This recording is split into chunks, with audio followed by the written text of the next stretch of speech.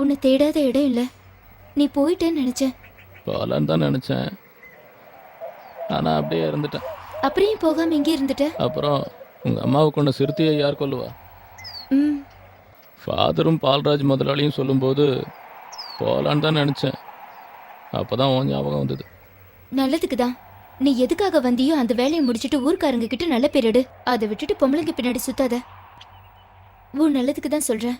ஒரு பொண்ணை கட்டிக்கிட்டு இந்த ஊர் முன்னாடி மரியாதையோட வாழலாம்ல. எனக்கு எவன் பொண்ணு தருவான்?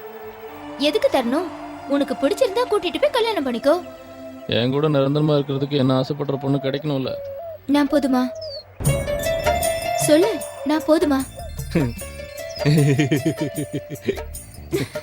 கோமாளி மாதிரி சிரிக்கிற.